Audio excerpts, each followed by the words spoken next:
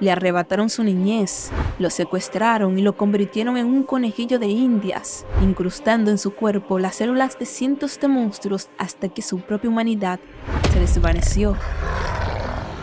Lo forjaron como un arma sin voluntad, un escudo perfecto para protegerlos, y cuando finalmente lo rompieron física y mentalmente, hicieron lo impensable, lo desecharon como basura en el reino demoníaco, abandonándolo para que muriera solo.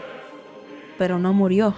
Ahora, con su conciencia por fin recuperada, el recuerdo de cada atrocidad volvió a él. Al mirar a su alrededor, se dio cuenta de que su hogar ya no estaba con los humanos que lo torturaron, sino con las criaturas de este nuevo mundo. El arma perfecta de la humanidad ha despertado y ha decidido volverse en su contra. Yo soy Nira y esto es el viaje de curación de un cazador de rango S con monstruos. Antes de empezar, me gustaría darle las gracias a los miembros del canal por su increíble apoyo. A José Osnal, a Ariana Paza, a Eduardo, a Rit Friends y a KFS. También me gustaría decirles que últimamente no me he sentido con muchas fuerzas para crear contenido, pero al ver sus comentarios se me quita. En serio, muchas gracias. Y bueno, ya sin más, espero que les guste el video. Un día, sin previo aviso, una grita de energía carmesí y negra rasgó el cielo. De ella surgió la destrucción. Un portal se abrió, conectando nuestro mundo con otro que más tarde será conocido como el Reino de los Demonios. De este reino emergieron monstruos feroces y crueles que descendieron sobre las ciudades, sembrando el caos y la muerte. Bestias de pesadilla, desde insectos gigantes y criaturas reptilianas hasta horrores con tentáculos, arrasaron con todo a su paso, dejando un rastro de ruinas y vidas perdidas. En medio de la desesperación, la humanidad encontró una nueva esperanza. Ciertos individuos elegidos despertaron un poder latente, manifestando mana y obteniendo habilidades especiales, nacieron los cazadores. Gracias a ellos, la humanidad finalmente pudo contraatacar, enfrentando a las bestias con sus propias fuerzas sobrenaturales. Con el paso del tiempo, las ciudades fueron reconstruidas y, aunque muchos problemas persistían, una parte de la población pudo volver a disfrutar de una vida normal. Sin embargo, la amenaza de los monstruos que surgían incesantemente de los portales continuaba. Para detener este flujo constante de destrucción, la cantidad de cazadores que despertaban de forma natural era simplemente insuficiente. Así, la humanidad recurrió a una solución drástica: la creación de vida artificial, el cazador quimera. Estos seres no nacían, se fabricaban. Los materiales experimentales incluían los cuerpos de los reclusos en el corredor de la muerte, animales, minerales extraídos del interior de los portales y, lo más importante, células de monstruos. Los esfuerzos de la humanidad por sobrevivir dieron como resultado la producción en masa de estos cazadores quimeras. Esta fue aclamada como una combinación ideal entre las comunidades científicas y de cazadores, una alianza que redujo drásticamente las tasas de mortalidad de los cazadores y salvó innumerables vidas. Décadas más tarde, en una noche estrellada, las luces de un laboratorio ilegal de investigación de quimeras brillaban en la oscuridad. Un investigador se preparaba para hacer una última revisión antes de irse a casa. Se dirigió al almacenamiento de quimeras de alto grado B-18. Dentro, junto a su colega, iluminó con una linterna una celda oscura. Expresó su preocupación por el estado del espécimen, el número 17, notando que su brazo parecía estar pudriéndose. Su compañero, asustado, le pidió que no se acercara. El investigador principal, sin embargo, le restó importancia, diciéndole a su asustado colega que no se preocupe, que no había peligro, y aseguró que el cerebro del sujeto estaba dañado, por lo que no se movería sin órdenes. A pesar de la tranquilidad, el colega se veía nervioso. El investigador principal se acercó a la celda para observar más de cerca, señalando que el brazo derecho del número 17 estaba completamente destrozado, probablemente como un efecto secundario de los experimentos. Se preguntó por qué su compañero le tenía tanto a un ser que apenas podía ver. Al final, decidió que lo mejor era pasar de largo, ya que a ese ritmo, el espécimen será descartado de todos modos. Acordaron que el número 17 ya era inútil. Más tarde, en la oficina del director del laboratorio, los dos investigadores le informaron sobre el estado del sujeto. El director escuchó que su cuerpo estaba demasiado dañado y que cualquier otro ya habría muerto. Cuando preguntó cuánto tiempo más le quedaba, la respuesta fue sombría: 1 mes como máximo. Su compañero estuvo de acuerdo con la evaluación y el director tomó una decisión. Ordenó que desplegaran al número 17 en la próxima operación de bloqueo de portales. Su función sería proteger la retaguardia mientras los cazadores se retiraban, y luego dio la orden final y cruel: no debían introducir un comando de retorno para él. La escena cambia a un paisaje desolado y rocoso en el reino de los demonios. Monstruos voladores con fauces llenas de dientes se lanzaban en picado. Su objetivo era el solitario cazador quimera, el número 17, que ya había sido desplegado allí. Edicere fue bombardeado y atacado sin piedad, su cuerpo recibiendo un castigo brutal.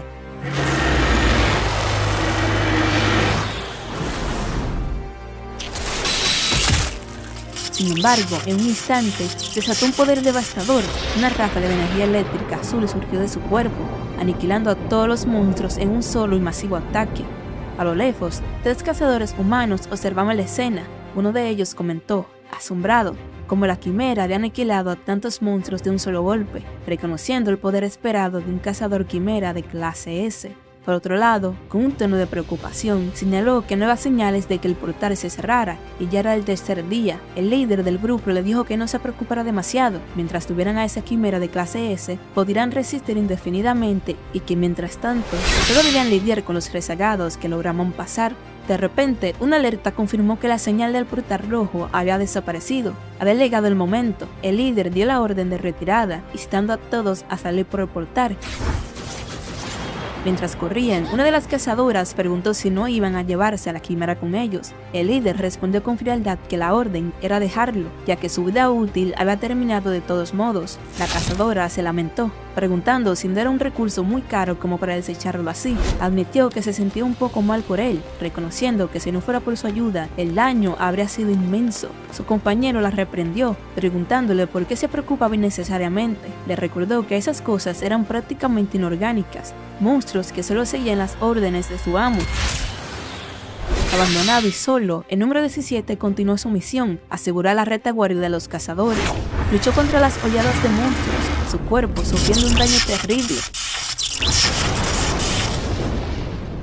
Finalmente cumplió su objetivo. La ruta de retirada estaba asegurada, completa, pero para él no había retorno. Su cuerpo, cubierto de un líquido verde corrosivo, comenzó a disolverse. Con sus últimas fuerzas intentó ejecutar el comando de regresar, pero al recordar las palabras de su amo sobre no regresar, no le quedó más remedio que resignarse. Sí, la misión del cazador quimera número 17 llegó a su fin. Los resultados fueron registrados: 0 muertes de cazadores y un total de 1823 monstruos subyugados.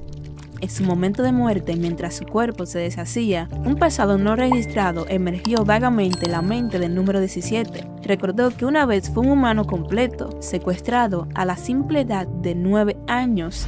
A partir de esa memoria, un panorama de su vida pasada pasó ante sus ojos. Desafortunadamente, el cerebro dañado del número 17 no podía comprender qué significaban esas escenas, pero tranquilamente observó su vida pasada. Hace 79 años atrás, fue abandonado en el orfanato del Distrito 13.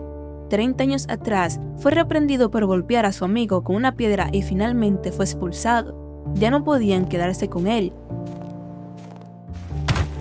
Solo en la nieve, fue encontrado por unos hombres que lo vieron como un nuevo sujeto experimental. Fue llevado a un laboratorio y atado a una camilla, donde los científicos le asignaron un nuevo nombre, número 17. Le inyectaron células de larva de gusano de seda de clase S+. Para su sorpresa, el experimento no mostró efectos secundarios. Apareció una habilidad especial, pero su forma humana y su ego se mantuvieron. Los científicos, intrigados por su constitución única, decidieron seguir implantando varias cosas hasta que hubiera una reacción. 64 años atrás, ya como un joven cazador, salvaba a una madre y su hija de un ataque de monstruos. La madre le agradeció profundamente y su compañero se disculpó con él por ser una carga a pesar de que él es tan solo un niño.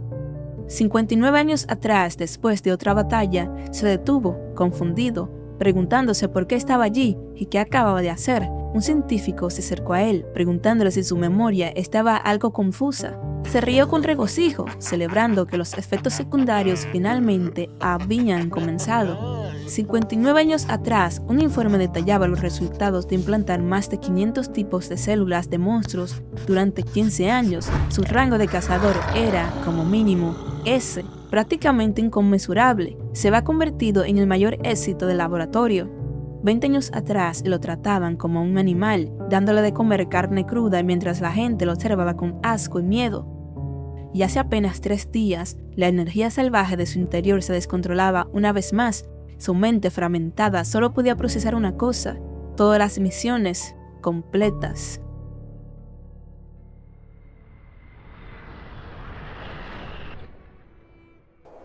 De vuelta en el presente, su cuerpo se disolvió por completo, dejando solo un fragmento de hueso en el suelo agrietado. Pero entonces, de sus restos, un solo hueso de su columna vertebral comenzó a emitir una luz intensa. Con una explosión de energía, un nuevo cuerpo comenzó a formarse a partir de ese único hueso, reconstruyéndose de la nada. Un mensaje final apareció. Con un total de 527 tipos de células de monstruos implantadas, el cazador quimera número 17 experimentó un renacimiento.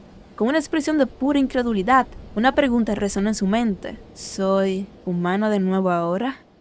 En el horizonte, el sol brillaba a través de la apertura que una vez fue el portal.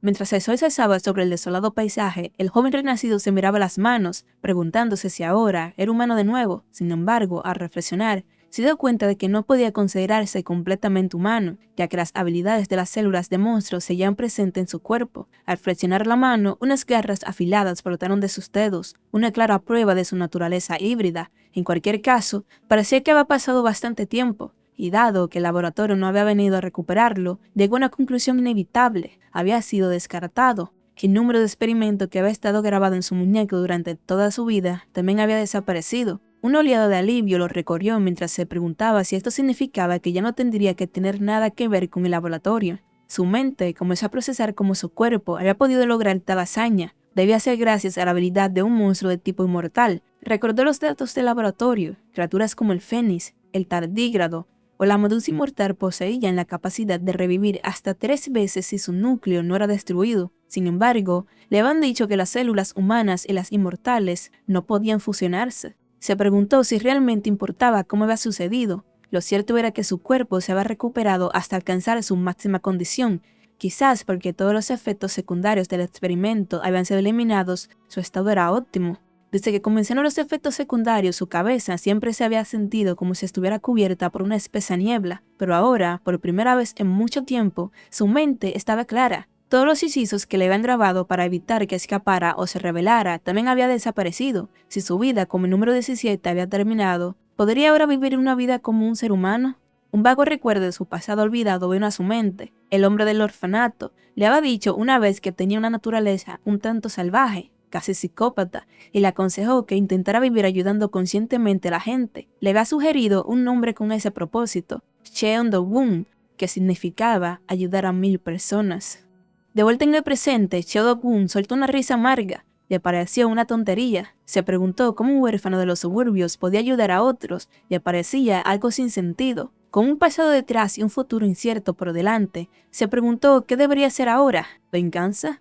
La idea cruzó su mente, pero la venganza necesitaba un objetivo presente, y honestamente sentía que su deseo de venganza ya no ardía con la misma intensidad que antes. Había pasado demasiado tiempo. Además, no había forma de volver al mundo humano en ese momento. Supuso que, si vivía lo suficiente, algún día se encontraría con ellos, y decidió que pensaría en eso cuando llegara el momento. Por ahora, había tomado una decisión: intentaría vivir un poco como un humano. Este simple pensamiento trajo consigo una necesidad inmediata y básica: ropa. Se dio cuenta de que ni siquiera recordaba la última vez que había llevado algo puesto. Así comenzó su primera tarea en esta nueva vida. Se adentró en un bosque frondoso, buscando materiales para hacerse algo de ropa. Pronto se topó con el cadáver de una gran criatura parecida a un pájaro. Se preguntó si habría sido una disputa territorial.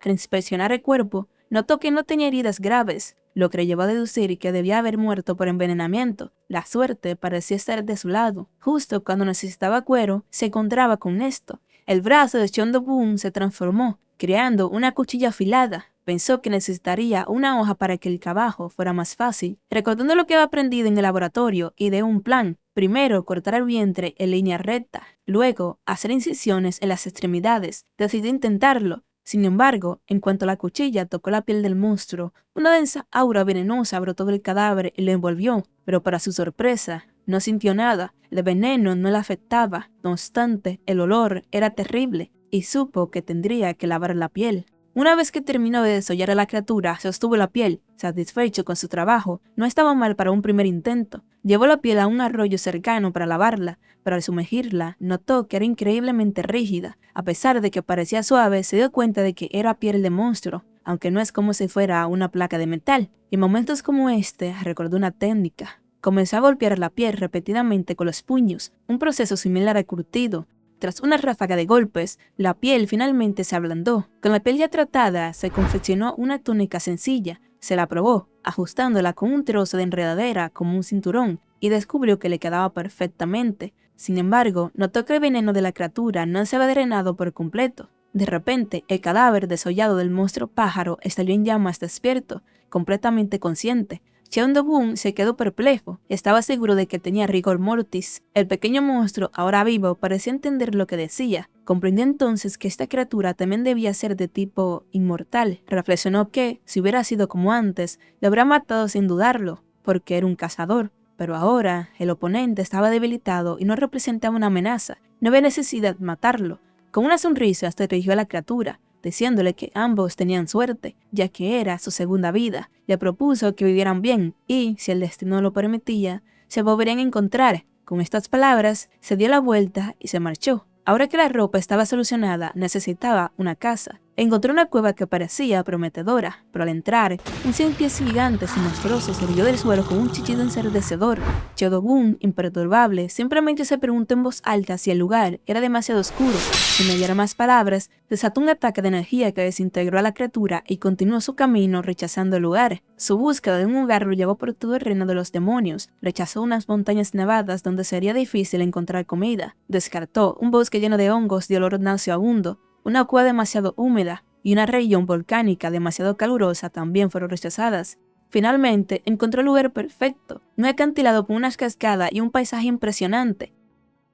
Nunca pensó que llegaría a encontrar hermoso el reino de los demonios. Decidió explorar un poco más. El agua de la cascada era cristalina y estaba llena de peces de aspecto feroz pero delicioso. La idea de atrapar a uno y asarlo le hizo pensar en acampar. Con una fuente de alimento natural, flores silvestres y aire puro, el lugar era perfecto. Decidió que construiría su casa allí. Aprobó mentalmente el lugar, bautizándolo como la casa de Cheon-do-bun. Justo cuando su nueva vida parecía empezar a tomar forma, el cielo se rasgó y un portal de energía azul se abrió en el lugar. Del vórtice cayó un pequeño robot que aterrizó con un golpe sordo. Sus ojos rojos se encendieron mientras escaneaba el entorno y una voz metálica preguntó: ¿Es este el reino de los demonios?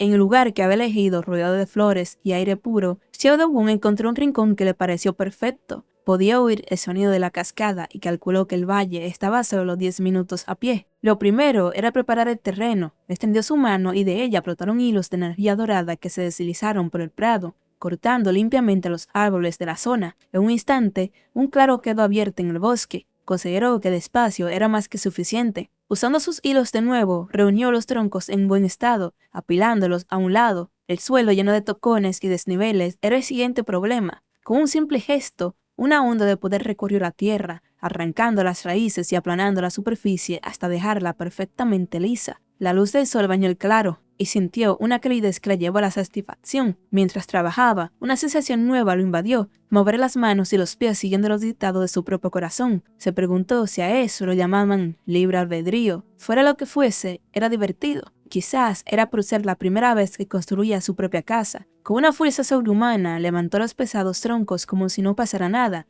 y comenzó a plantar los pilares en cada esquina. Pronto la estructura básica tomó forma, colocando tablones para el suelo y levantando las paredes. Se encontró con un problema: no tenía clavos, pero su mente, llena de los conocimientos adquiridos en el laboratorio, encontró una solución. Usaría la mucosidad de su monstruo tipo caracol. Recordó que, una vez endurecida, sería tan sólida como una roca, sirviendo además como un perfecto impermeabilizante. Aplicó la sustancia verdosa y pegajosa en las uniones de los troncos, asegurando la estructura. Para el toque final, recordó otra habilidad. De sus manos brotaron finos hilos de seda, el mismo material de capullo de una larva de gusano de seda, y los usó para envolver y reforzar toda la cabaña. El resultado final era una acogedora y robusta casa de madera. Le gustaba. Sin embargo, al contemplar su obra, sintió que algo faltaba. Intentó recordar cómo era una casa humana normal. En su memoria apareció una de las lecciones en un video que vio en el laboratorio. Una familia feliz en un patio con césped, jugando con su perro. Recordó que en los videos educativos,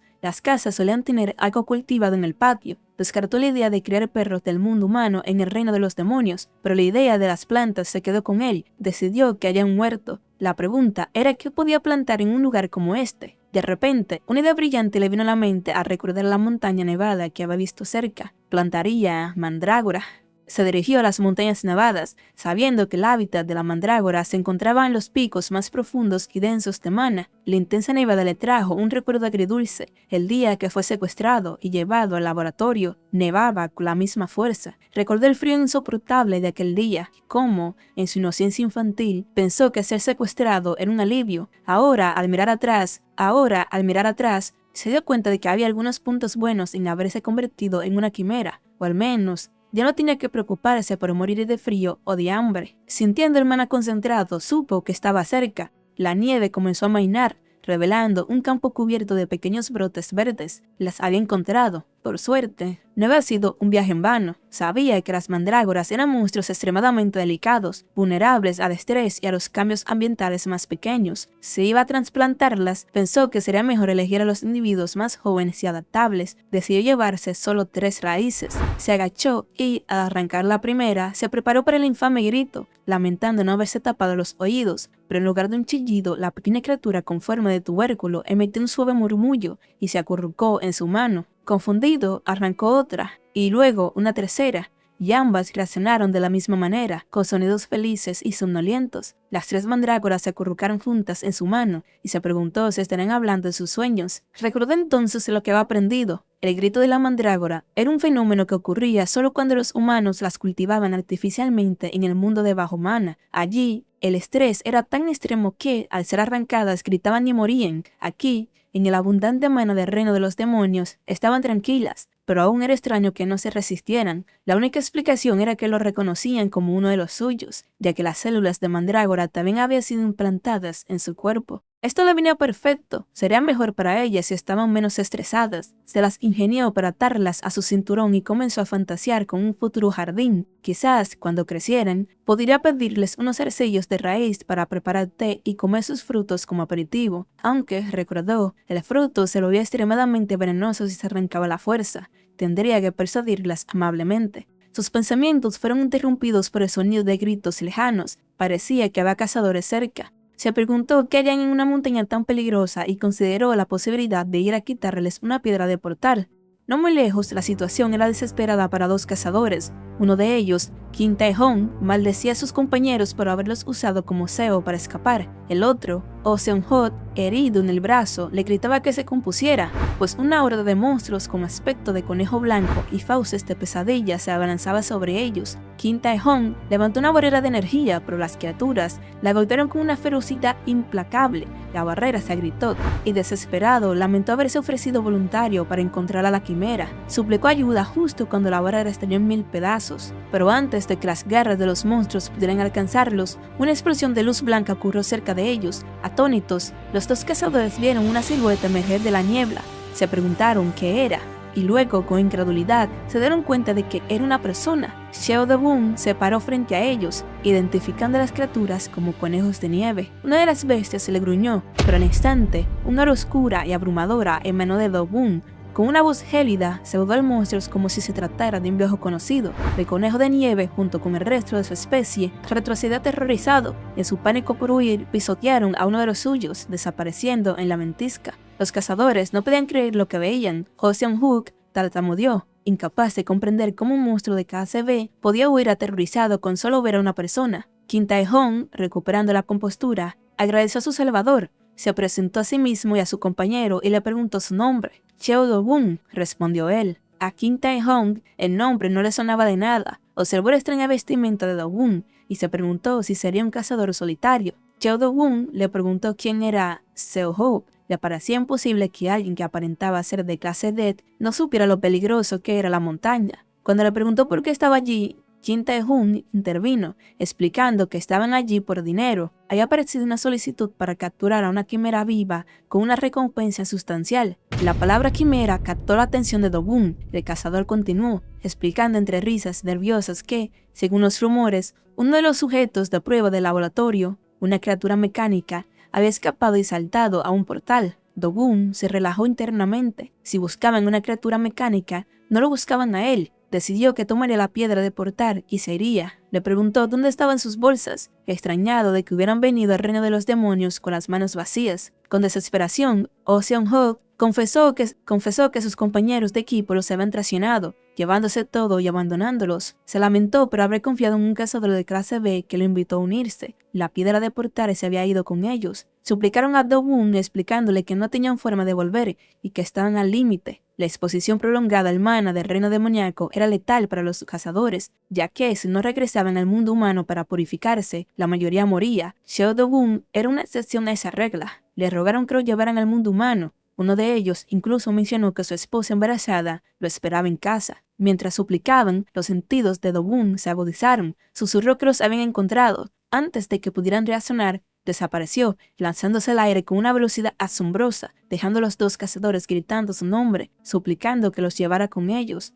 Lejos de allí, en un acantilado nevado, el pequeño robot que había caído del cielo observaba el paisaje, considerándolo peligroso. De repente, vio un grupo de cazadores acercándose, y no los traidores. Al ver al robot solo, su líder gritó que era su oportunidad y ordenó capturarlo. El robot identificó a los recién llegados como cosas peligrosas, y su sistema cambió el modo de combate. Su cuerpo se transformó, y su directiva fue clara y concisa: eliminar.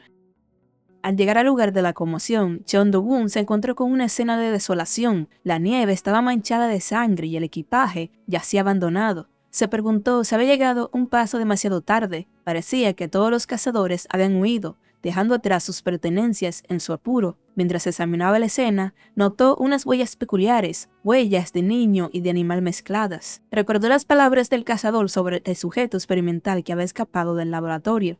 Una criatura mecánica hecha de metal líquido capaz de cambiar de forma libremente. Comprendió que el ser había luchado cambiando su forma, haciéndolo parecer un niño o un perro grande. Una sonrisa se dibujó en su rostro al pensar en la pequeña criatura mecánica. Le pareció bastante impresionante que hubiera sido capaz de abrumar a 5 cazadores de rango B por sí sola. Mientras tanto, en otra parte de la montaña nevada, la situación de los 2 cazadores abandonados era crítica. Oh Seon-ho se desplomaba en los brazos de Kim Tae-hong, su cuerpo temblando violentamente. Balbuceó que creía que era su fin, que todo su cuerpo estaba contaminado por energía demoníaca. Kim Tae-hong, desesperado, le gritó que no dijera tonterías, recordándole que su hijo nacería el mes que viene. Con sus últimas fuerzas, Seon-ho le pidió a su hijo que, cuando regresara, le dijera a su esposa que lo sentía. Tae-hong, con lágrimas en los ojos, le suplicó que resistiera un poco más, aferrándose a la esperanza de que los milagros existían. Justo en ese momento de desesperación, una figura se acercó a ellos. Era Cheon Do-woon, que había regresado cargando las mochilas que los otros cazadores habían abandonado.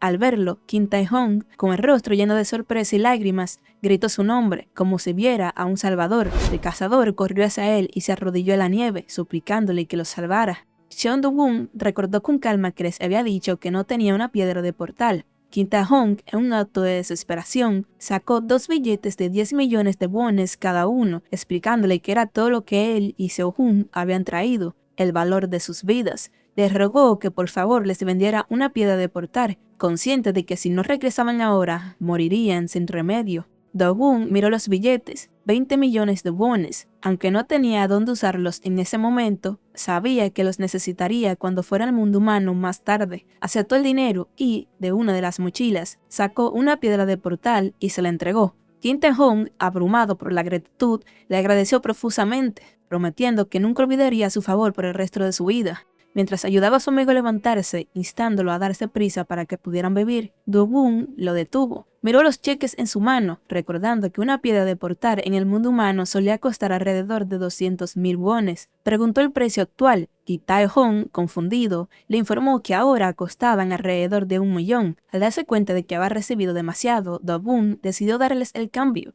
Colocó su mano sobre el cuerpo tembloroso de Oh Seon-hook y comenzó a inyectarle su propio mana. Kim Tae-hong entró en pánico, gritándole que se detuviera. Sabía que inyectar mana era algo que incluso los cazadores de rango A evitaban. Si las corrientes de mana de dos personas chocaban y se enredaban, el núcleo de mana de ambos se romperían y morirían. Sin embargo, ante sus ojos ocurrió lo imposible. El torrente de energía azul que fluía de la mano de Do-Woon no destruyó a su amigo, sino que purificó por completo la energía demoníaca que lo contaminaba. Ambos cazadores se quedaron atónitos. Completamente curado, abrazó a su amigo, gritando incrédulo que estaban vivos. Do-Woon, con su tarea cumplida, les dijo que se marchaba. Mientras se iba, aún en shock, se postró en el suelo, agradeciéndole una vez más. Kim Tae-hong no podía comprender cómo alguien podía purificar energía demoníaca con una simple inyección de mana, una hazaña que requería una cantidad abrumadora de poder. Se preguntó quién era realmente el señor Cho Do-Woon.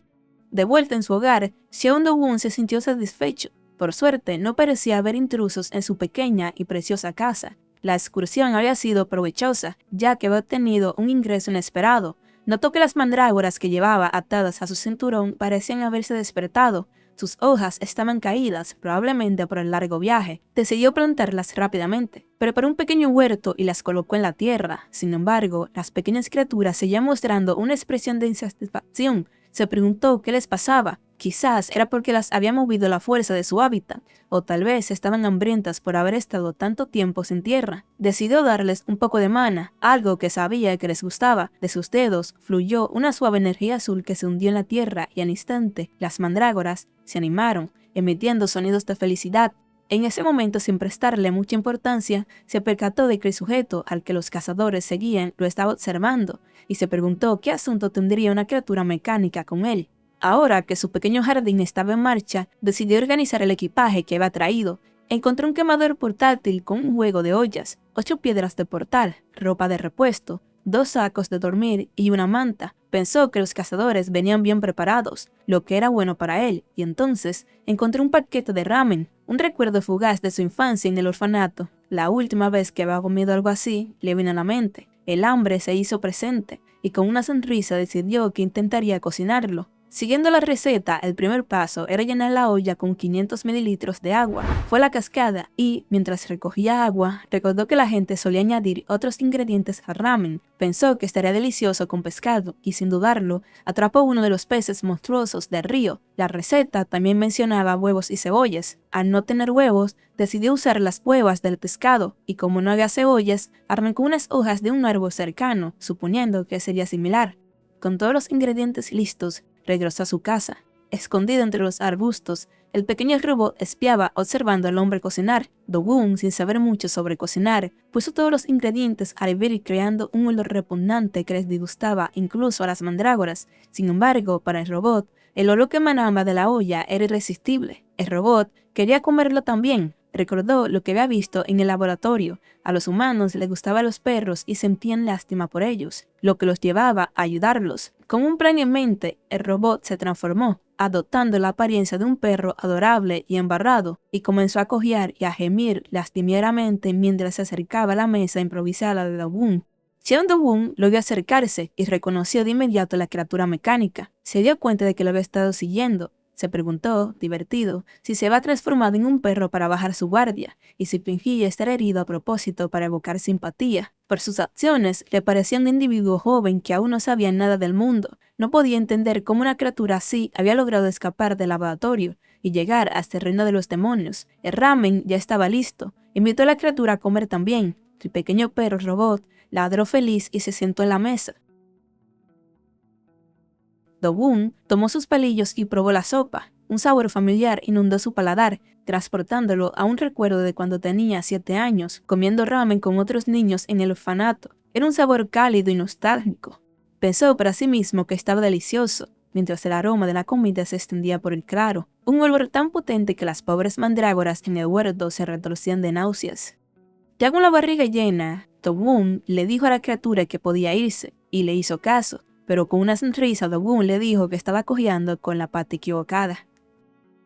Terminado de lavar los platos, Cheo Do-Woon se preguntó si ahora debía lavar la ropa. Recordó que no tenía muy buenos recuerdos con el polen, pero no podía seguir viviendo con ropa de cuero para siempre. Se dijo a sí mismo que tampoco era un cavernícola. Pensó que, si la golpeaba demasiado fuerte, podría romperse, así que debía hacerlo con suavidad. Aún así, la fuerza que aplicó fue suficiente para crear un gran impacto en el agua. Se lamentó, pero se dijo que no pasaba nada porque todavía le quedaba una. Mientras tanto, al ver a la pequeña criatura mecánica escondida, se preguntaba por qué esta vez se había transformado en una roca y por qué seguía merodeando por allí. Se la podía ver observando a Do-Woon mientras este comía ramen y lavaba los platos. También lo observaba mientras admiraba unas flores que se parecían a las porcistias. La criatura se le acercaba, cambiando de apariencia, sin hacer nada en especial. De repente, una abeja se posó en ella, y la criatura, asustada, empezó a gritar que odiaba a las abejas. Cheo Do-Woon supuso que la edad mental de la criatura mecánica era probablemente inferior a los 5 años. También notó su forma de hablar, mecánica y torpe, y pensó que era un efecto secundario común en las quimeras jóvenes, a las que se les inyectaba conocimiento a la fuerza. Sigilosamente la criatura se acercó por detrás y, con voz robótica, le dijo que las flores de Forsythia eran hermosas. Más tarde, Do-Woon colgó la camiseta blanca que había lavado para que se secara, comentando que, aunque le quedaba pequeña, era una pena desperdiciarla después del esfuerzo. Mientras se dirigía a revisar sus mandrágoras, el robot aprovechó la oportunidad, tomó la pequeña camiseta y se la puso, declarando que ahora era suya.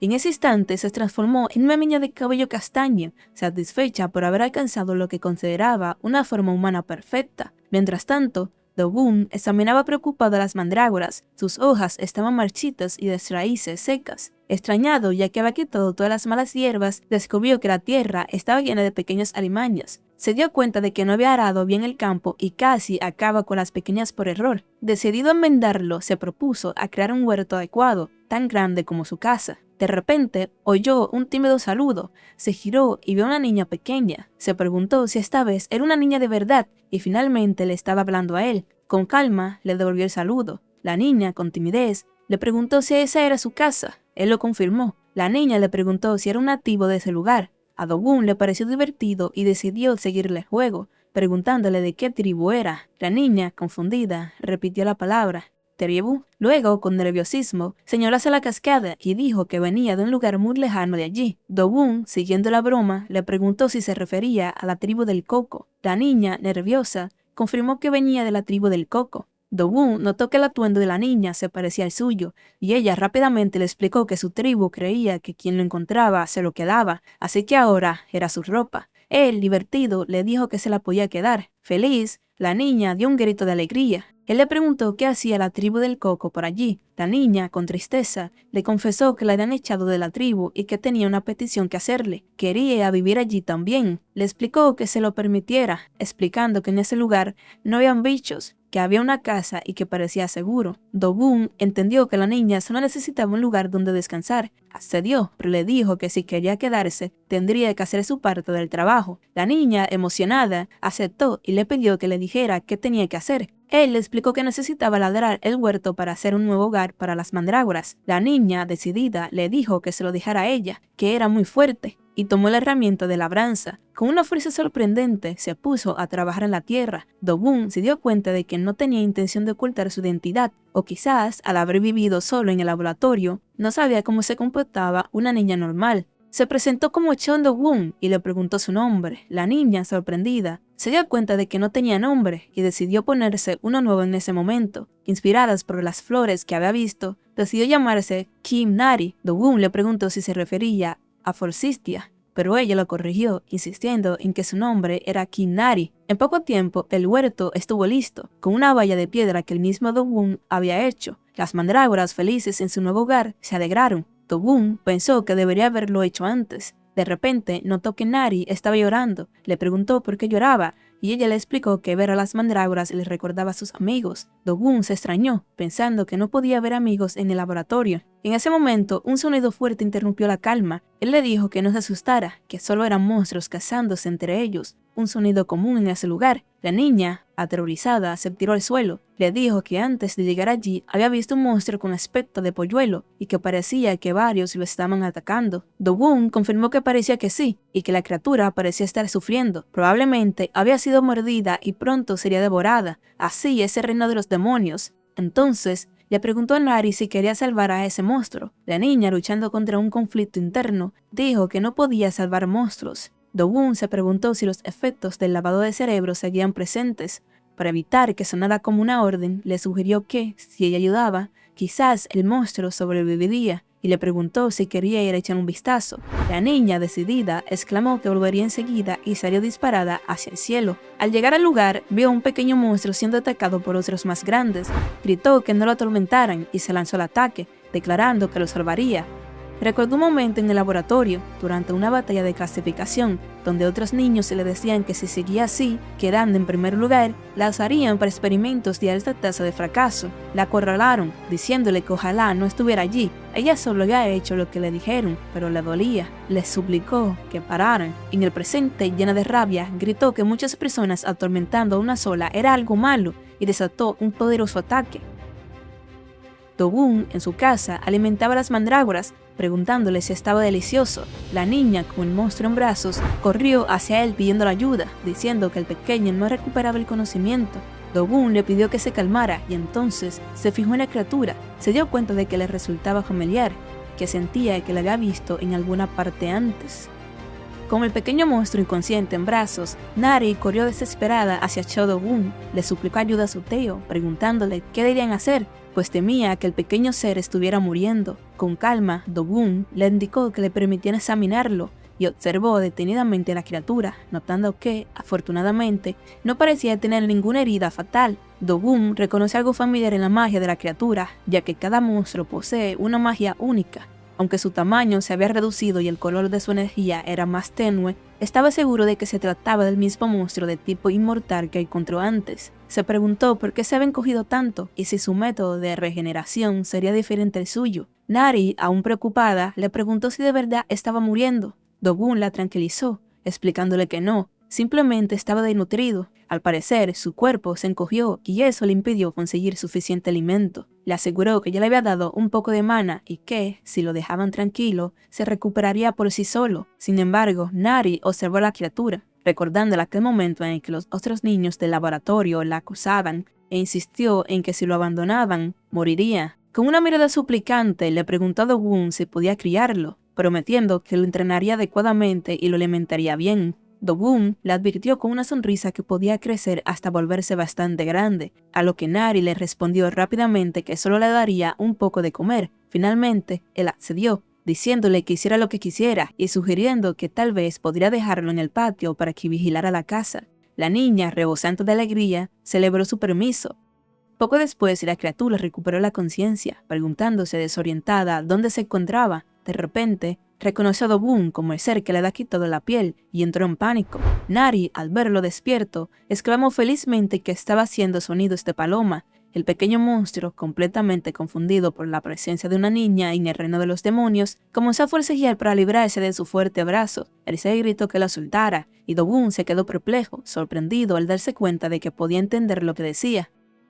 Más tarde, Nari completó el tratamiento, dejando a la criatura tan débil que no podía moverse. Entusiasmada, Nari anunció que le había puesto un nombre. Como hacía sonidos de paloma, decidió llamarlo Ku. A Do-woon le pareció un nombre adecuado. El pequeño monstruo, indignado, protestó, preguntando por qué le ponían un nombre sin su permiso, cuando ya tenía uno. Sin embargo, Nari no pareció entenderlo y supuso que seguía llorando porque tenía sed de nuevo. La niña intentó darle más agua, pero la criatura se hinchó como un pez globo, suplicando que se detuviera. Do-woon intervino, indicándole a Nari que ya era suficiente. La niña entonces dedujo que debía tener hambre y salió corriendo a buscarle algo de comer. Con las pequeñas tareas acumulándose, Do-woon decidió que era un buen momento para construir un armario de almacenamiento para mantener las cosas organizadas. Comenzó a trabajar en el mueble, pero notó que la madera que había elegido era demasiado blanda. Al verlo, Q hizo un sonido de desaprobación y le explicó que el color de la madera era diferente porque se trataba de una madera blanda. Sorprendido de que pudiera saber eso, Do-gun le preguntó qué color de madera era la más resistente. Q, con aire de superioridad, le preguntó que obviamente era la roja. Justo después de responder, Q se quedó helado, dándose cuenta de que Do-gun había entendido sus palabras. Incrédulo, decidió comprobar si era posible y se concentró para intentar leer su mente mediante telepatía. Mientras tanto, Do-gun buscaba la madera roja sin éxito, suponiendo que quizás crecía en un hábitat diferente. El aura que emanaba Do-gun era inmensa y Q no podía acceder a su memoria. Se preguntó si había bloqueado su telepatía al instante. Q se quedó atónito, no solo por el bloqueo, sino porque Do-gun podía oírlo. Do-gun le aclaró que no era exactamente oír, sino que las palabras simplemente aparecían en su cabeza. Añadió que, de todos modos, era mucho más extraño que un monstruo pudiera entender el lenguaje humano. Para salir del paso, Q divagó con su explicación. Do-gun explicó que debía ser uno de esos raros monstruos inteligentes que nacen contra todo pronóstico, y que era la primera vez que veía a uno en persona. Do-gun, cambiando de tema, le preguntó si se habían visto antes. Q asintió, confesando que realmente deseaba volver a encontrarlo. Explicó que quería ayudarlo, ya que él le había salvado la vida. Do-gun finalmente comprendió que, al quitarle el veneno la primera vez, había permitido que el núcleo inmortal de la criatura sobreviviera. Aprovechando la oferta, le pidió ayuda en ese mismo momento. Q aceptó de inmediato y se ofreció a guiarlo hasta el lugar donde crecían los árboles rojos. Su conversación fue interrumpida por una violenta explosión de fuego en la distancia. La onda expansiva derribó a Nari, quien, paralizada por el pánico, comenzó a gritar. Aterrorizada, gritaba que odiaba el laboratorio y el fuego, convencida de que habían venido a capturarla. Entre las llamas apareció un cazador, quien, tras confirmar en su dispositivo que había localizado a la criatura mecánica capaz de cambiar de forma, se preparó para atacar. Admitió para sí mismo que no se sentía bien atacando a la niña, pero que su propia vida estaba en juego. Sin dudarlo, desató un poderoso ataque de fuego, sentenciando que ese sería el final. La interrupción molestó a Do-gun, quien solo quería terminar su armario y comer tranquilamente. Se interpuso entre el ataque y una Nari aterrorizada, protegiéndola. Se dio cuenta de que la niña no solo le temía el fuego, sino que tampoco parecía mentalmente estable. Sobre su hombro, Q exclamó que el cazador era un miserable por atacar a una niña. Do-gun decidió que lo primero era apagar el fuego. El cazador, sorprendido por la aparición de alguien a quien despectivamente llamó cavernícola, le preguntó de qué lado estaba. Dando por hecho que también buscaba a la criatura mecánica, le advirtió que se fuera mientras pudiera. La única respuesta de Do-gun fue que hablaba demasiado. Enfurecido, el cazador le gritó que no arruinara el momento y que desapareciera, lanzando una llamarada aún más intensa. Sin el menor esfuerzo, Do-gun levantó una mano y desató una ráfaga de energía azul que no solo contuvo, sino que extendió por completo el masivo ataque de fuego. El cazador, atónito, fue arrastrado por la onda de choque. Una vez disipado el peligro, Do-gun se acercó a Nari y le preguntó si se encontraba bien. Ella, entre sollozos, le respondió que ahora se lo estaba. Nari, secándose las lágrimas, se dio cuenta de que su tío había apagado el fuego. Do-gun le dio un consejo. Cuando sintiera miedo, simplemente debía noquear al miedo mismo. Luego se acercó al cazador inconsciente, lo agarró por el pelo y comentó que cuando despertara simplemente tendría que volver a noquearlo. Con un tirón le arrancó el largo cabello, dejándolo completamente calvo. Do-gun observaba la extraña escena, preguntándose qué diablos estaba pasando. Do-gun, confundido, se preguntó en voz alta si el hombre llevaba una peluca o si había sido calvo todo el tiempo, mientras Q, el pequeño monstruo, le insultaba llamándolo pequeño mocoso. La pequeña Nari, al ver la cabeza calva y brillante del cazador, no pudo contener la risa. Entre carcajadas, exclamó que un calvo era algo muy divertido y le gritó al cazador que ya no le tenía miedo. Mientras Nari se reía, Do-gun pensaba que el cazador no sería un rival para ella. Vemos como antes, Q le explicó la situación utilizando su habilidad, resonancia mental. Dentro de las memorias de Nari, un recuerdo doloroso se alza a la vista. Uno de los científicos en el laboratorio, con una sonrisa malévola, experimentaba con una aterrada Nari, poniendo a prueba sus habilidades de durabilidad con fuego. Do-gun, elogiando a la niña, entendía que el trauma no desaparecía tan fácilmente. Quizás este era un primer paso para superarlo. Luego, su atención se centró en el cazador, preguntándose qué haría con él. En ese momento, Nari tuvo una idea brillante. Con una exclamación de entusiasmo, corrió hacia la cascada, agarró al calvito y lo colgó justo en medio de la cascada. Le explicó Do-bun que si se mojaba, el fuego se apagaría, por lo que el tío calvo ya no daría miedo. El cazador, empapado y desconcertado, pensó que no había venido al reino de los demonios para esto, mientras Nari seguía gritándole, tío calvo malo. Do-bun le advirtió que no debía juzgar a la gente por su apariencia, y viendo la malévola sonrisa de Nari, supuso que tal vez se recupere más rápido de lo que pensaba. Poco después, Do-bun se encontraba recolectando algo de agua. Ku le preguntó qué hacía, y le dijo que conseguía agua para hacer ramen. Nari, contagiada por la situación, exclamó con alegría que el ramen de pescado de su tío era el mejor. Do-bun, divertido, le preguntó si la tribu de Coco también comía ramen de pescado, a lo que Nari, nerviosa, afirmó con entusiasmo que a su tribu le encantaba el ramen. Mientras tanto, el cazador pensaba que su oponente era al menos un cazador de clase A++, o incluso más fuerte. Un recluso que operaba fuera del sistema, y sin embargo, allí estaba, colgando a una persona de una cascada mientras comía ramen, una situación que le parecía increíblemente retorcida, incluso para el reino de los demonios. Mientras Do-bun y Nari preparaban los ingredientes, Nari atrapó un pez monstruoso y se lo entregó a Do-bun, quien le indicó que solo necesitaba uno y que dejara ir al resto. El cazador observaba horrorizado cómo echaban al pez en la olla, preocupado de que el monstruo apestara el caldo y de que estuvieran usando demasiada agua, preguntándose si acaso sabían cómo funcionaba el ramen. Finalmente llegó la hora de comer. Exhausto, el hombre suplicó que lo bajaran, ofreciéndose a cocinar él mismo. Se preparó con una seriedad absoluta, considerando que para él, en ese momento, el ramen era una cuestión de vida o muerte.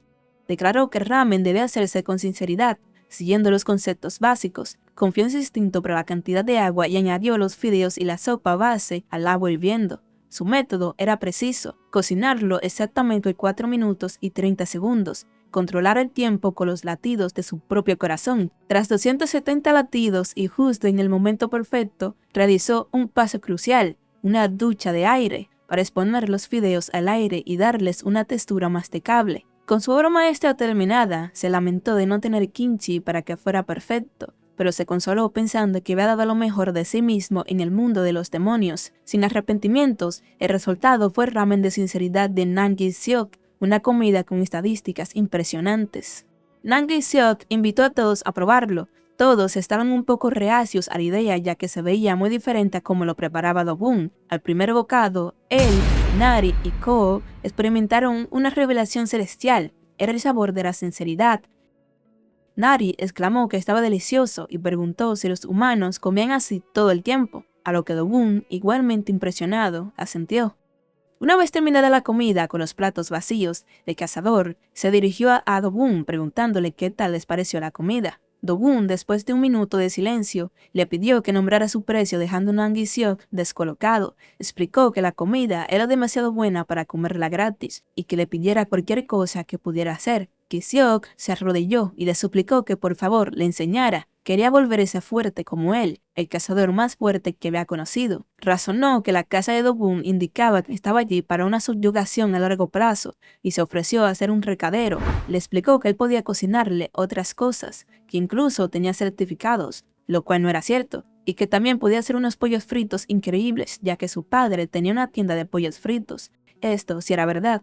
Podía conseguirle suministros y ropa e incluso pagarle por las lecciones para poder ascender a clase A. Do-bun, con calma, le hizo una sola pregunta: ¿por qué había atacado a Nari si había sido por la recompensa? Gi-seok, confundido, preguntó si se refería al robot. En voz baja, Nari le susurró que siguiera la historia de la tribu del coco. Gi-seok, captando la indirecta, respondió con nerviosismo que era un asunto personal y difícil de explicar. Con lágrimas en los ojos, gritó que no le importaban las recompensas ni Nari, que lo único que le importaba era pasar la prueba de rango de cazador. Do-bun, al oír su determinación, le dijo que se pusiera de pie. Sorprendido, Gi-seok preguntó por qué. Do-bun simplemente respondió que después de una buena comida se esperaba algo como esto, y, con una sonrisa desafiante, lo invitó a un combate de entrenamiento, ya que la última vez había terminado demasiado rápido. El cazador, con lágrimas de gratitud, aceptó llamándolo Hyun, mientras Nari, con la boca llena de comida, exclamaba que ella también quería participar, siguiendo el consejo de su tío de noquear al miedo.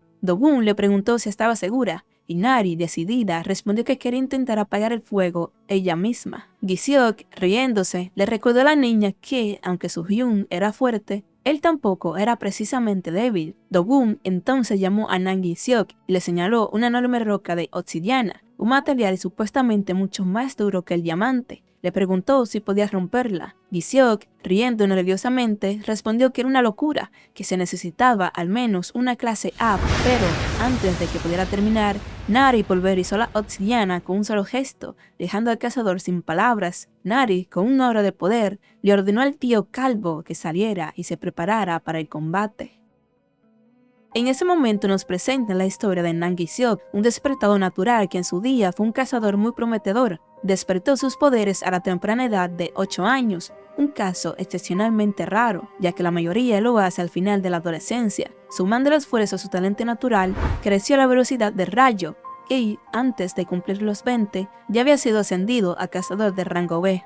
Con un ascenso meteórico, seguido de la fama, soñaba con convertirse en el mejor cazador y durante un tiempo pareció que nada le faltaba en la vida. Sin embargo, tenía un único punto débil que se manifestó demasiado pronto: su cabello.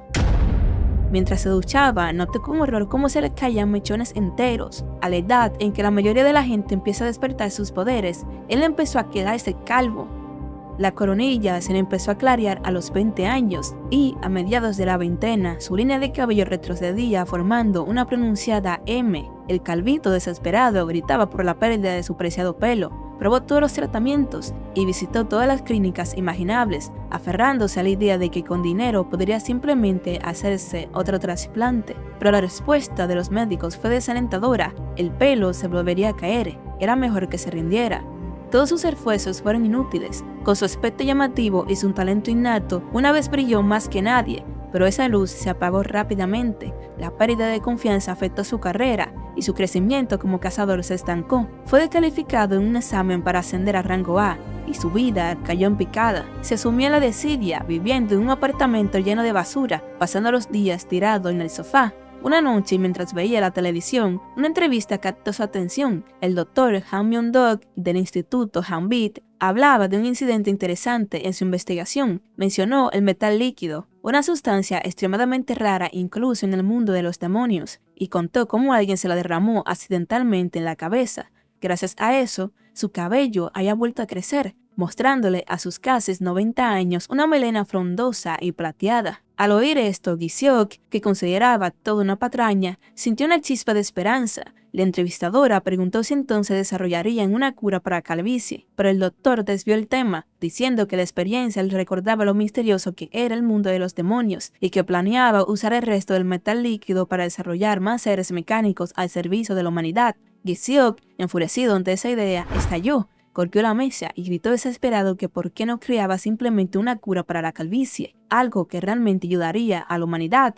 Pocos días después, una noticia le dio la oportunidad que anhelaba. La obra maestra del Instituto Hanbit, la criatura mecánica, había caído en el mundo de los demonios. En ese mundo sin leyes, el que lo encontraba se lo quedaba. Con una determinación feroz, Gi-seok se juró a sí mismo que la encontraría y se vertería el metal líquido sobre la cabeza. De vuelta al presente, esa misma determinación lo mantenía de pie. Aunque estuviera hundido en el suelo tras ser derrotado una y otra vez por Nari, la pequeña celebraba su victoria, mientras Do-gun, con aire de superioridad, le recriminaba a Gi-seok que no era capaz de asestar un solo golpe limpio. Le advirtió que, si seguía así, no le encargarían más misiones de recadero. Gi-seok, desesperado, le suplicó que le dejara continuar, prometiéndole que lo haría mejor. Más tarde, Do-gun terminó de construir un robusto armario de madera roja, agradeciendo a Q por el consejo sobre el material. El pequeño monstruo le aseguró que podía usarlo durante mucho tiempo. A lo lejos, observaban a Gi-seok, quien, a pesar de haber sido derrotado durante todo el día, parecía lleno de una energía renovada. Se preguntaba si sería porque por fin se había quitado la peluca. Con un grito de guerra, Gi-seok, envuelto en llamas, retó a Nari a un nuevo combate. Q comentó que su habilidad con las llamas no era mala, pero que no podía vencer a una niña, a lo que Do-gun añadió que, bueno, que Nari no era una niña cualquiera. Gi-seok, convencido de que esta vez ganaría, se lanzó al ataque. Nari, tranquila, lo retó a acercarse. El cazador desató un poderoso ataque, pero Nari lo contrarrestó con una habilidad sorprendente. El suelo bajo sus pies se licuó, atrapándolo. El líquido se solidificó en Nari nuevamente y lo lanzó por los aires, haciéndolo estrellarse contra el suelo. Nari, feliz, exclamó que ya no le tenía miedo al fuego, todo gracias a su tío, y Seok, mapollado y vencido, se rió amargamente, preguntándose si ese era el techo para un rango B de toda la vida. Aunque se sentía sin más técnicas que usar, el hombre que no sabe cómo rendirse, Nang Seok, se levantó una vez más, pidiendo a Nari un último combate.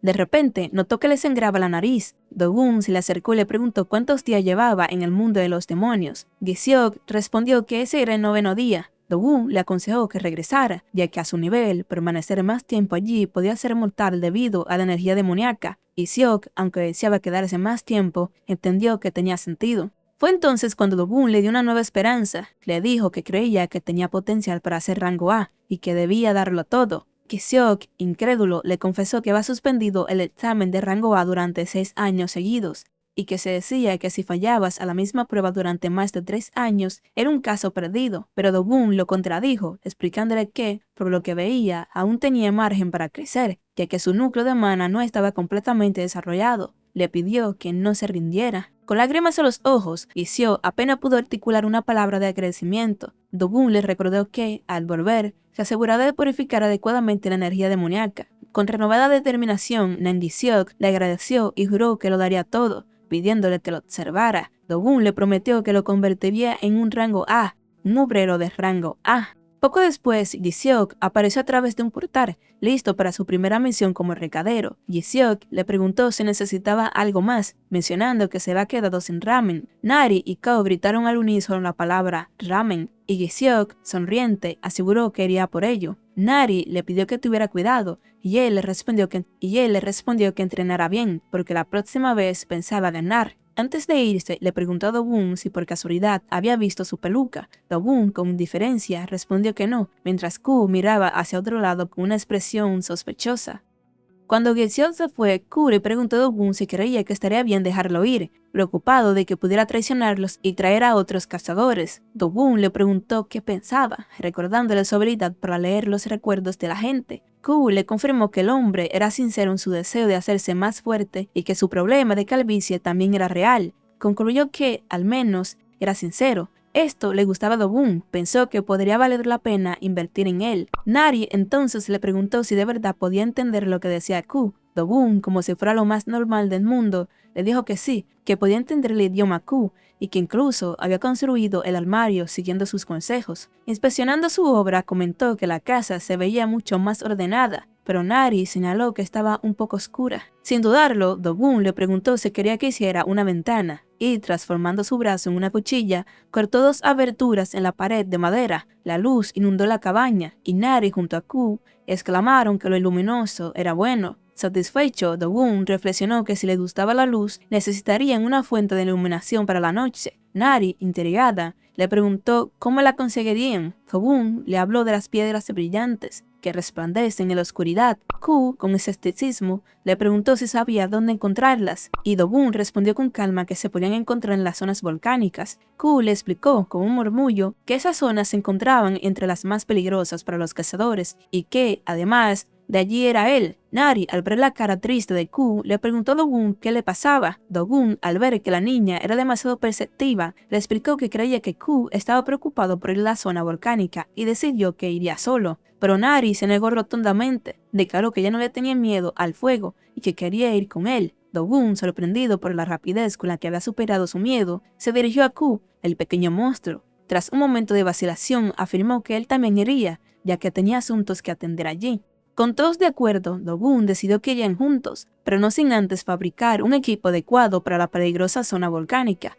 Mientras tanto, en el lejano valle de la Mandrágora, las pequeñas criaturas se encontraron la peluca perdida de Gi-seok, mientras en las profundidades de la zona volcánica, una criatura de ojos brillantes lloraba amargamente. El grupo se adentra en la región volcánica, una de las 3 áreas más evitadas por los cazadores en todo el mundo de los demonios. Es un paisaje infernal donde la ceniza volcánica en el aire rasga la piel y una mezcla centrada de gases tóxicos y energía demoníaca hace que cada bocanada de aire sea mortal. Es un lugar tan inhóspito que casi nada se sabe de él en el mundo humano. Ku, el pequeño monstruo, tiembla de pavor ante el opresivo ambiente, pero su angustia se convierte en asombro al ver a la pequeña Nari. La niña corretea y salta alegremente sobre el suelo agrietado y ardiente. exclamando lo divertido que es. Do-gun la observa, divertido, mientras Q se pregunta qué está haciendo, si acaso está jugando con fuego. El monstruo razona que, al ser una criatura mecánica, es normal que no le afecte el entorno, pero su atención se centra en Do-gun, preguntándose cómo es que él está bien y cuál es su verdadera identidad. Como se leyera su mente, Do-gun responde con una sonrisa, revelando que es un cazador quimera. Q asiente, pensando que tenía sentido, pero señala que los cazadores quimera no suelen tener una apariencia humana. Do-gun le explica que él también solía tener un aspecto más monstruoso, pero que tras regenerarse, acabó recuperando su forma humana. Luego le devuelve la pregunta a Q, cuestionando si un monstruo como él se siente cómodo al lado de un cazador. Justo en ese momento, una ráfaga de calor abrasador casi le arranca la ropa a él y a Nari. Q, ignorando el peligro, admite que no está mal. De hecho, le resulta divertido poder hablar con alguien, y añade que ni Do-gun ni Nari le parecen malas personas. Sus palabras son un alivio para Do-gun.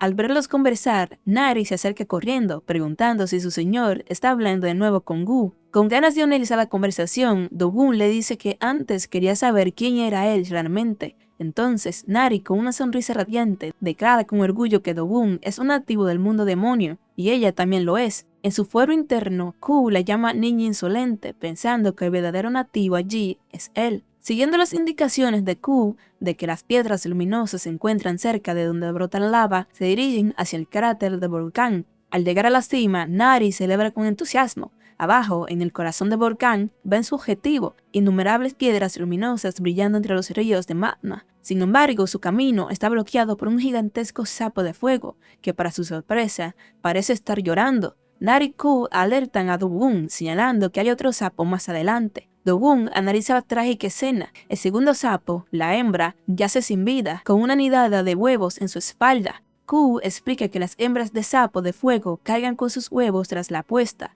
y que debido a su muerte, todos los huevos también perecerán, incapaces de sobrevivir a las extremas temperaturas del cráter. Conmovida, Nari observa el sapo solitario, comprendiendo que su tristeza es por la pérdida de su compañera. Tras un breve silencio, Do-gun le pide a Nari que espere, y ante su mirada desconcertada, salta hacia el fondo del cráter, dirigiéndose directamente hacia el afligido monstruo. Q, aterrorizado, le grita que vuelva. Al sentir la presencia de Do-gun, el sapo de fuego ruge, preparándose para atacar. Do-gun le advierte a Q que no se acerque, pues la criatura está extremadamente sensible. El sapo desata un torrente de fuego masivo.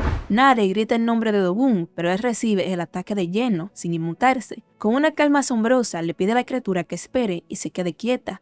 De sus dedos, saca una gota de la tóxica paralizante de la Nekabora. De sus dedos, saca una gota de toxina paralizante de la Nekacobra. Aunque Q sabe que los sapos de fuego son inmunes a ese veneno, Do-gun lo lanza y la criatura queda inmovilizada al instante. Desde el borde del cráter, Nari le pregunta si está bien. Él le responde que sí, explicando que no le afecta el fuego gracias a las células de sapo de fuego que tiene en su interior. Mirando a los dos monstruos, declara que, si bien no puede hacer nada por los muertos, los vivos sobrevivirán. Con sus hilos de energía dorada, levanta con delicadeza los huevos de la espalda de la hembra fallecida y los asegura sobre el lomo del macho paralizado, atándolos con fuerza para que aguanten hasta que se recupere. El sapo, con los ojos muy abiertos, emite un último graznido que Do-gun interpreta como una despedida. De repente, la criatura se mueve y con un poderoso salto se impulsa fuera del peligro, llevando a salvo su preciada carga. Nari y Q observan asombrados. Antes de desaparecer, el sapo de fuego se detiene y mira hacia ellos. Nari, convencida, exclama que les está dando las gracias. Do-gun cree que probablemente reconoció el gesto al ver a su compañera muerta.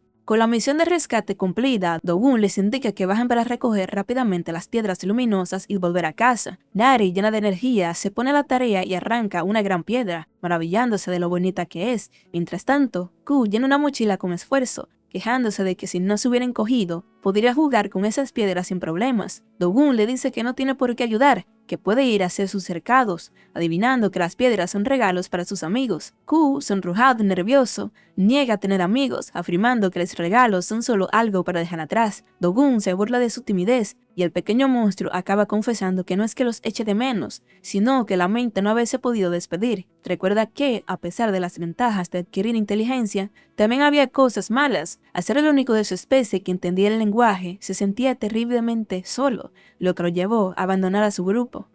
De vuelta en el presente, mientras Q intenta sacar una piedra, esta se requebraja. Nari oye el ruido y se da cuenta de que no es una piedra, sino un huevo de monstruo. Do-gun se acerca y ve una pequeña grieta, suponiendo que Q la causó al dejar caer otra piedra. Explica que la cría debe romper el cascarón por sí misma para crecer sana. Nari, preocupada de que el huevo se hace si lo dejan allí, propone llevárselo. Q se opone rotundamente, temiendo lo que podría salir de él. Tras meditarlo, Do-gun, movido por la curiosidad y conociendo un lugar perfecto para un nido, decide que se lo llevarán. Nari se ofrece a cargarlo, mientras Q sigue protestando, culpándola por haber dejado caer la piedra. Preocupado por la seguridad de la niña, Q expresa sus dudas, pero Do-gun le asegura con confianza que se encargará de que todo esté bien.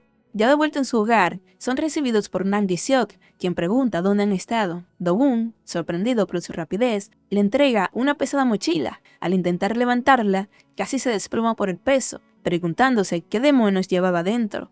Do-gun le pide que levante la vista y, al ver el aspecto demacrado del cazador, le pregunta por qué tiene esa cara. Do-gun no podía creer que Gi-seok fuera el tipo de persona que se dejara golpear. Mientras el cazador le llevaba la mirada, avergonzado, comentó con orgullo que, en realidad, Nari lo golpeaba todo el tiempo. Para desviar la atención, Gi-seok asumió que debían estar hambrientos y se apresuró a decir que serviría la comida de inmediato, mientras Do-gun lo observaba con los brazos cruzados sin dejarse convencer. Más tarde, y mientras la tarde caía, Nari observaba con curiosidad cómo Do-gun tallaba con destreza una de las piedras brillantes que había recogido. La pequeña le preguntó qué estaba haciendo, y él explicó que estaba fabricando una lámpara. La idea era darles formas a varias piedras luminosas para colgarlas del techo, con la esperanza de que quedaran bonitas. Nari, genuinamente impresionada, le dijo a Do-gun que le parecía muy inteligente. Le explicó que él sabía muchísimas cosas y que, además, era muy bueno explicando. En su mente, mientras se recordaba el sapo de fuego que habían salvado, añadió en silencio que también le parecía una persona de buen corazón, justo como su padre. La mención de su padre hizo que Do-gun le siguiera la broma, preguntándole si su padre en la tribu del Coco se encontraba bien. Nari, nerviosa y sonrojada, afirmó que sí, que estaba bien. Mientras el cálido atardecer teñía el cielo, Q se sentía tan a gusto que parecía derretirse de placer. Sin embargo, su paz fue interrumpida por la aparición de las tres pequeñas mandrágoras, quienes, molestas, se unieron en una formación de ataque que llamaron el movimiento definitivo de la triple formación de Mimos.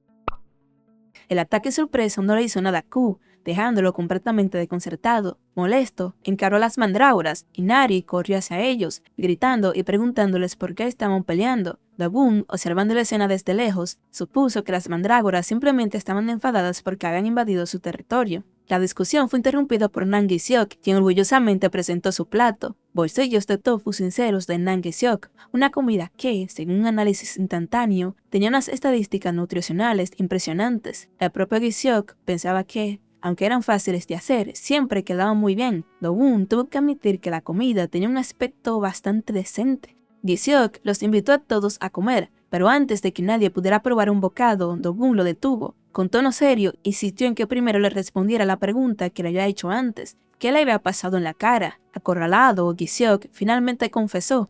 Les contó que había ido a la asociación de cazadores para inscribirse en el examen de ascenso y se había topado con unos cazadores de clase A. Do-gun dedujo correctamente el resto. Se habían burlado de él por haber suspendido 7 veces y la situación había acabado en una pelea. Gi-seok confirmó que le habían dicho que dejara de enturbiar las aguas y que no pararon de provocarlo, llegando a preguntarle si su orgullo se había caído justo como el pelo. Eso fue algo que no pudo soportar. Do-gun entonces le preguntó si no se trataba simplemente de que se había afeitado la cabeza, dudando que estuviera completamente calvo. Gi-seok, ofendido, se lanzó a una apasionada explicación sobre cómo la causa de la caída del cabello sigue siendo un misterio médico sin solución real y que sus folículos, a diferencia de los de un calvo total, aún estaban vivos. Do-gun, viendo su reacción, simplemente se disculpó. Cambiando de tema, le preguntó cuándo era el examen de ascenso. Gi-seok le informó que serían en 2 meses. Al oír esto, Do-gun declaró que entonces era hora de entrenamiento especial. La idea emocionó a Gi-seok, quien aseguró que haría cualquier cosa que le pidiera. La primera orden de su entrenamiento especial fue revelada. A partir de ese momento, él se encargaría de lavar los platos en lugar de Nari. La excepción fue evidente en el rostro de Gi-seok,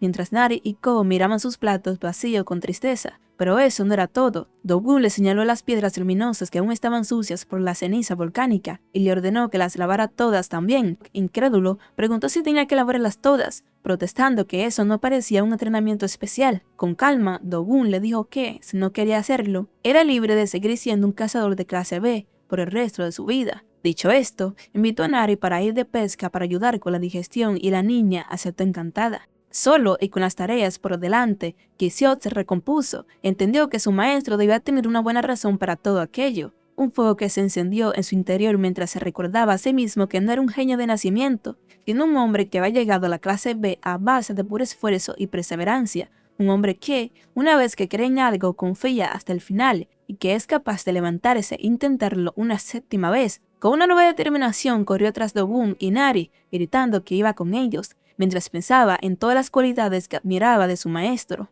Más tarde, en la orilla del río, Nari se quejaba adormilada de que los peces no picaban su anzuelo y que todos iban hacia el de Do-gun. Mientras tanto, Qiziot era atacado por una multitud de peces monstruosos, gritando que los monstruos de tipo acuático eran su peor enemigo y suplicando ayuda. Do-gun suspiró, pensando en la cantidad de supervisión que aquel hombre necesitaba. Le gritó que usara mana para crear un escudo, pero Qiziot admitió que, aunque lo practicaba, no se le daba muy bien. Al ver su dificultad, Do-gun decidió intervenir. Le entregó una de las piedras luminosas y le pidió que la sostuviera. Qiziot, confundido, obedeció. Al instante, una energía demoníaca oscura y pesada fluyó desde la piedra hacia su brazo, debilitándolo por completo. Do-gun le explicó que algunas de esas piedras contenían energía demoníaca condensada en su estado más puro. Para poder usar su propio poder correctamente, primero debía usar mana refinado para expulsar esa energía impura. Le aseguró a Qiziot que ya poseía una gran cantidad de mana en su cuerpo, pero que le faltaba habilidad para controlarlo. Tocándole el pecho, Do-gun le dijo que un camino debería haberse abierto en su interior y le instruyó que lo siguiera para canalizar su mana a través de él. Qiziot se concentró y una suave aura blanca envolvió sus manos. Siguiendo las instrucciones, enfocó su mana y volvió a intentar levantar la piedra. Con un grito de fuerza, luchó contra la energía demoníaca y finalmente logró alzar la pesada roca sobre su cabeza. Victorioso, exclamó que lo había conseguido. En ese momento comprendió el propósito de su entrenamiento. Lavar los platos y limpiar las piedras no eran simples tareas, sino parte de un plan maestro para entrenar su control del mana. Do-gun, con una sonrisa, le dijo que, en ese caso, siguiera canalizando su mana y se encargara de los platos de ahora en adelante. Con un entusiasmo renovado, Qiziot aceptó, proclamando que era un hombre capaz de pulir cualquier cosa hasta dejarlo reluciente. Esa noche, todos dormían profundamente en la cabaña. Q descansaba en un cajón abierto, acurrucado junto al huevo de monstruo que habían encontrado. Justo en ese momento, Q abrió los ojos, alertado por un movimiento. Vio como Nari se levantaba sigilosamente y salía de la cabaña, y no pudo evitar preguntarse a dónde diablos se dirigía la niña a esas horas de la noche.